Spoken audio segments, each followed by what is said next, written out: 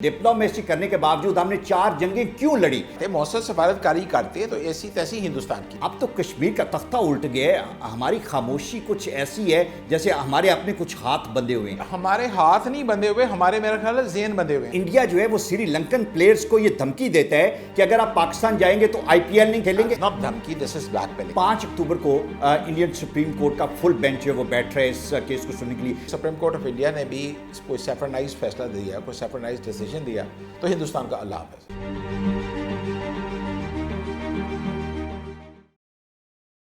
कश्मीर में complete lockdown के 41 दिन और हमारी बातों और तकरीरों के भी 41 दिन जो हैं वो हो गए हैं, लेकिन कुछ हल है कि नज़र नहीं आ रहा। इमरान खान साहब ने मुजफ्फराबाद में तकरीर में ये कहा कि मैं अपने नौजवानों को ये कह रहा हूँ कि वो तब बॉर्डर लाइन क्रॉस करें जब मैं उनको कहूँ मुझे कश्मीर का मुकदमा यूनाइटेड नेशंस में लड़ने दें, मुझे अपनी आवाज़ वहाँ पे भरपूर तरीके से उभारने दें और फिर मैं बताऊँगा कि हम इस पे क्या कर सकते हैं।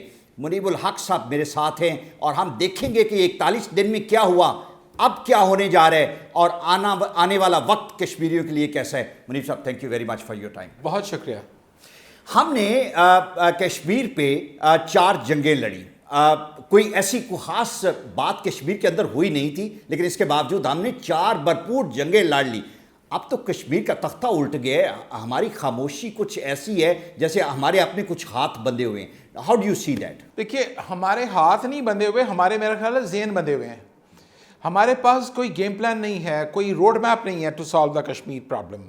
देखिए, war is a last option. आजकल के दौर में वॉर जो है मजाक नहीं है। इवन कन्वेंशनल वॉर जो है वो मैं समझता हूँ दोनों मुल्क अफोर्ड नहीं कर सकते। We are so close to each other कि आप न्यूक्लियर तो बिल्कुल भूल जाएं। आप कन्वेंशनल वॉर होगी तभी ऐसी तैसी फिर जाएगी। देखिए, मज़ाकरात जो होते हैं, मसाइल जो होते हैं, मिल बैठ के हल होते हैं। अगर मसाइल एक पार्टी बात नहीं करती तो आप थर्ड पार्टी मीडिएशन करें या मल्टी पार्टी मीडिएशन करें। हिंदुस्तान उसकी तरफ भी तैयार नहीं।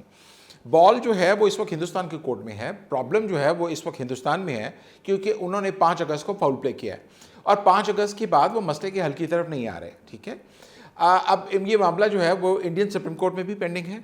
अगर तो इंसाफ ने अपना आप दिखाया तो मुझे उम्मीद है कि इंडियन सुप्रीम कोर्ट इसको रिवाइज कर देगी। अच्छा, नहीं, 5 अक्टूबर को ये हेयरिंग होनी है। हेयरिंग है। मैं सुप्रीम कोर्ट की उस हेयरिंग से पहले मैं ये जानना चाह रहा हूँ कि जब भी कोई डिस्प्यूट होता है वो इंडिविजुअल्स के दरमियान हो, स्टेट्स के दरमियान हो, तो उसका हल करने का एक तरीकाकार ये होता है। एक तरीकाकार ये है कि दोनों स्टेट्स आपस में बैठ के बात कर लें, यहाँ पे वो बात नहीं हो रही। दूसरा तरीकाकार ये है कि मीडिएशन करवाई जाए। कुछ तीसरे जो दोस्त अहबाब हैं, जो इन्फ्लुएंशियल लोग या कंट्रीज हैं, वो दरमियान में इंटरवीन करें, वो भी नहीं कर रहे। तो तीसरा तरीका तो यही है ना कि आप लड़ें फिर एक दूसरे से। देखिए, मैंने इस तरफ गुजारिश की आपसे कि war is a last option. जब वॉर उस वक्त होती है जब डिप्लोमेसी फेल हो जाती है। नहीं, मुझे ये बताएं ना कि हम 70 साल से डिप्लोमेसी के चक्कर में हैं। हम एक दूसरे से नेगोशिएट। मेरा मौकफ ये है कि डिप्लोमेसी हम तब भी कर रहे थे। डिप्लोमेसी करने के बावजूद हमने 4 जंगें क्यों लड़ी? क्या कौन सा इतना बड़ा इवेंट हुआ कि जिसकी वजह से हमने 4 जंगें लड़ी? डिप्लोमेसी करनी नहीं आएगी। अगर हम मौसर डिप्लोमेसी करते, मौसर सफारतकारी करते तो ऐसी तैसी हिंदुस्तान की। देखिए, आज ही अब आपने जो बात की है, कश्मीर पे जो रेजोल्यूशंस हुई थी, सुबह मैं देख रहा था 47 से 57 तक कुछ 17 रेजोल्यूशंस पास की हैं यूनाइटेड नेशंस ने। ठीक है, और वो सारी इफेक्टिव है। नहीं, अमर बिलाल सूफी साहब ने एक आर्टिकल आज लिखा है और उसमें भी वो कहते हैं कि वो सब वैलिड। कैसे वैलिड हैं? उसकी वैलिडिटी का क्या फायदा जब it's a piece of a paper? देखिए, नथिंग इज गेटिंग इन्फोर्स्ड। मैं गुजारिश को, जब तक आप यूनाइटेड नेशंस को इन्फोर्स नहीं, उन पर दबाव नहीं डालेंगे कि इस पर अमल दरामद किया जाए, उस वक्त तक दबाव कैसे आएगा? दबाव ऐसे आएगा कि आप P5 को बताएं, परमानेंट 5 मेंबर्स को, कि जनाब कश्मीर एक न्यूक्लियर फ्लैश पॉइंट बन सकता है, कश्मीर एक न्यूक्लियर फ्लैश पॉइंट हो सकता है, आप अपना रोल प्ले। अच्छा, नहीं, मुझे ये बताएं क्या उनको इस बात का ये पता नहीं कि ये फ्लैश पॉइंट हो सकता है? हमें जब तक कुछ थोड़ा सा डेमोन्स्ट्रेट नहीं करें, उनके ज़हन में ये है कि ये भड़के हैं, हम मारे और मारते जा रहे हैं। देखिए, आपने do you think they are not aware of this situation? They are aware, but India is a huge consumer market.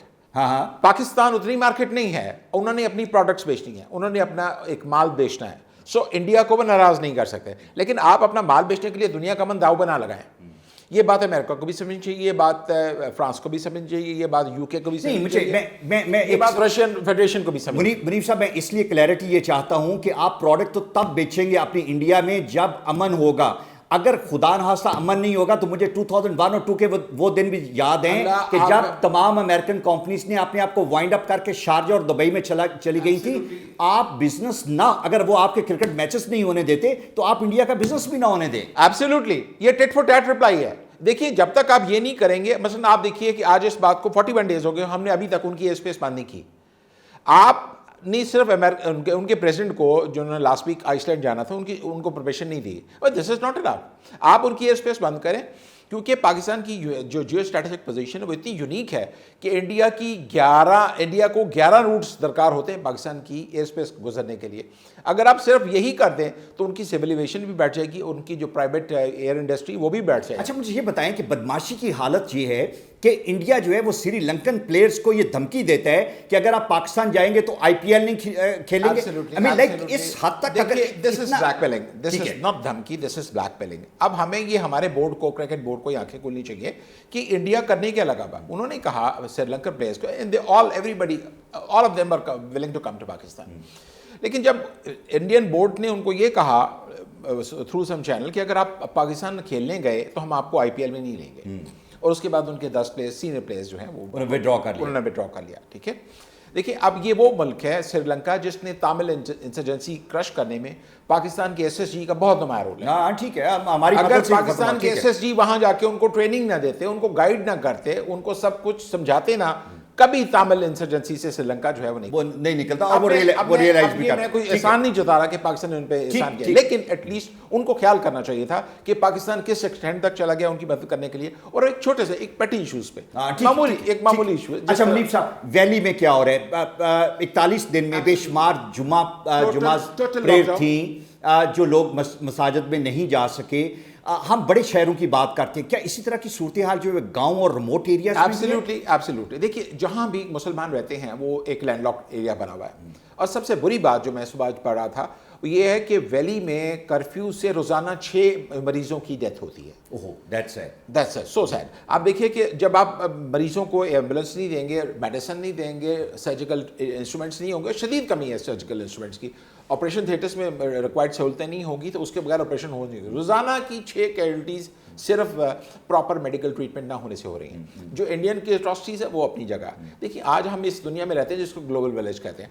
اب گلوبل ولیج کے ہوتے ہوئے آپ اس طرح 70-80 لاکھ لوگوں کو اس طرح کنفائن کر کے, ان کو لینڈ لاک کر کے, ان کا سانس دبا کے ان کو نہیں کر سکتے. ٹھیک ہے, یہ ایک گراس ہیومن رائٹ وائلیشن ہے, اور ورلڈ ایٹ لارج کو اس کا نوٹس لینا چاہیے. اگر ورلڈ ایٹ لارج اس کا نوٹس نہیں لیتی, بلکہ میں تو اکثر یہ دوستوں کو کہتا ہوں کہ کشمیر میں کچھ کرسچنز رہتے ہوتے تو یہ نوبت نہ آتی. ٹھیک ہے. اچھا مجھے یہ بتائیں, 5 اکتوبر کو انڈین سپریم کورٹ کا فل بینچ جو ہے وہ بیٹھ رہا ہے اس کیس کو سننے کے لیے.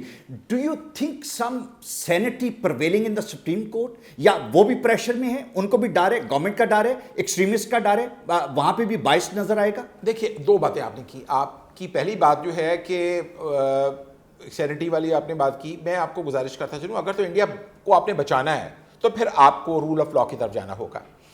جسٹس رنجن گگوئی جو ہیں وہ ایک بڑے اپرائٹ جج سمجھے جاتے ہیں, لیکن اب یہ تاریخ ساری دنیا کی نظریں جو ہیں وہ ان پر ہیں. اگر وہ 5 رکنی بینچ جو ہے وہ 10 اس وقت درخواستیں ہیں, مسلینیس 10 اپلیکیشنز ہیں, متفرق درخواستیں جو کہ پینڈنگ ہیں ان کے پاس, including the abolition of the article 370 اور enforcement of this special law.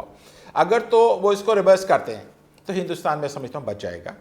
اگر وہ اس کو ریورس نہیں کرتے, اس کو انڈورس کرتے ہیں, تو پھر مجھے بہت افسوس سے کہنا پڑتا ہے کہ معاملات پھر جنگ کی طرف. اچھا, عمران خان صاحب جا رہے ہیں یونائٹڈ نیشن میں, 27 کو خان صاحب کی تقریر ہے, اور اس سے پہلے مارننگ میں مودی کی تقریر ہے. آپ کو کیا ہوتا نظر آ رہا ہے, کس طرح کا ہمیں وہاں پہ ہماری پریزنس بڑی اسٹرانگ ہونی چاہیے, ہماری وائسز جو ہیں وہ ہر فورم پہ وہاں پہ سنی جانی چاہیے. خان صاحب کو کیا کہنا چاہیے, اور خان صاحب کی تقریر واحد تقریر نہیں ہونی چاہیے, اس کے ارد گرد کس طرح کا ماحول کریٹ کرنے کی ضرورت ہے, آپ اس کو ذرا ہائی لائٹ کریں گے؟ دیکھیں سب سے پہلے تو ہمیں ویٹ کرنا ہوگا کہ مودی کیا کہتے ہیں مارننگ میں. ٹھیک ہے, مودی کے جواب, مودی کی تقریر کے بعد ہمیں ڈو یو تھنک کہ وہ اپنی تقریر میں کشمیر کا ذکر کرے گا؟ I don't think so.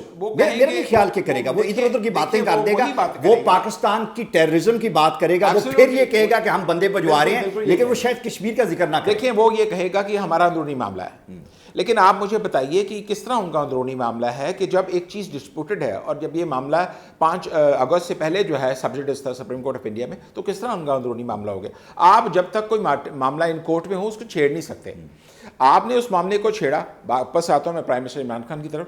Prime minister کو ایک روڈ میپ دینا چاہیے مسئلہ کشمیر کے حل کا، اور ساری عالمی طاقتوں کو یہ کہنا چاہیے کہ مسئلہ کشمیر کے حل کے لیے اگر انہوں نے اپنا کردار ادا نہ کیا تو اس خطے میں بہت امکان ہے کہ جنگ کے بادل بھڑک سکتے ہیں، اور اگر جنگ کے بادل بھڑکے تو میں سمجھتا ہوں کہ پھر ایٹمی جنگ بھی خارج سے امکان نہیں. یونائٹڈ نیشن کی سائڈ لائن پہ پرائم منسٹر کی کوئی میٹنگ شیڈیولز ہیں لیڈرز کے ساتھ؟ جب میں لیڈرز کی بات کرتا ہوں صرف head of states actually, because that's very important.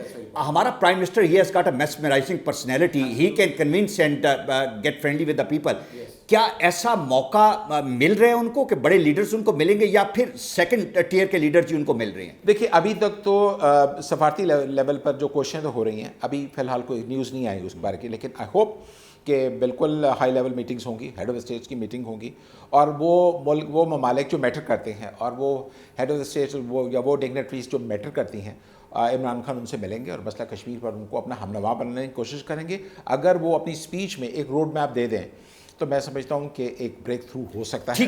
ٹھیک ہے. اور اگر یہ بریک تھرو ہوا تو سارا دباؤ مودی پر جائے گا. اچھا، مجھے یہ جاننا ہے کہ کشمیر کو ہم چھوڑ دیتے ہیں ابھی وقتی طور پہ، جو باقی انڈیا ہے 1 ارب پلس کی آبادی میں، 1 ارب 37 کروڑ، ہمیں کشمیر کو چھوڑ کے ہم 1 ارب 37 کروڑ کی آبادی ہے، سین وائسز تو ہوں گے نا. یہ نہیں ہو سکتا کہ وہاں پہ بولنے، یہ علیحدہ بات ہے کہ ہمارے تک.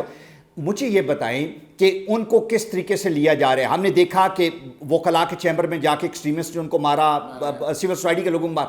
جو بڑی آوازیں ہیں وہ دب گئی ہیں یا بول رہے ہیں، اور اگر بول رہے ہیں تو ان کے ساتھ کیا ہو رہا ہے؟ دیکھیے سب سے پہلے تو میں آپ کو بتاؤں، اروندھتی رائے انڈیا کی لیڈنگ، آپ ان کو کہہ لیں انٹلیکچوئل کہہ لیں، جسٹس مرکھنڈے کاچو ہیں، وہ کھل کے بات کر رہے ہیں، اور انڈیا کی جتنی سول سوسائٹی ہے وہ کھل کر جو ہے وہ بول رہی ہے. تو یہ کہنا کہ دبا دی جائیں گی، آپ کس کو دبائیں گے؟ Ultimately you have to face the music, آپ کو فیس کرنا پڑے گا.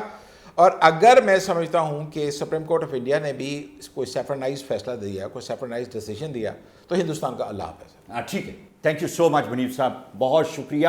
اور اگر سپریم کورٹ نے کوئی اچھا فیصلہ نہ دیا تو ہندوستان کا اللہ حافظ ہے، لیکن ہمیں یہ چاہیے کہ ہم اپنی اینڈ پہ ڈپلومیٹکلی جہاں کہیں ہم اپنا زور چلا سکتے ہیں. یونائٹڈ نیشن کا یہ اجلاس بڑا امپورٹنٹ ہے، اور اگر ہمیں کوئی بہتر رسپانس انٹرنیشنل کمیونٹی سے نہ ملا، اور اگر انٹرنیشنل کمیونٹی نے اپنا رول ادا نہ کیا، تو مجھے یہ لگتا ہے کہ یہ کچھ معاملات سختی کی طرف جائیں گے. ہمیں بتانا پڑے گا، ہمیں اسرٹ کرنا پڑے گا، ہمیں کشمیریوں کے ساتھ شاید طاقت کے ساتھ کھڑا ہونا پڑے. Thank you very much.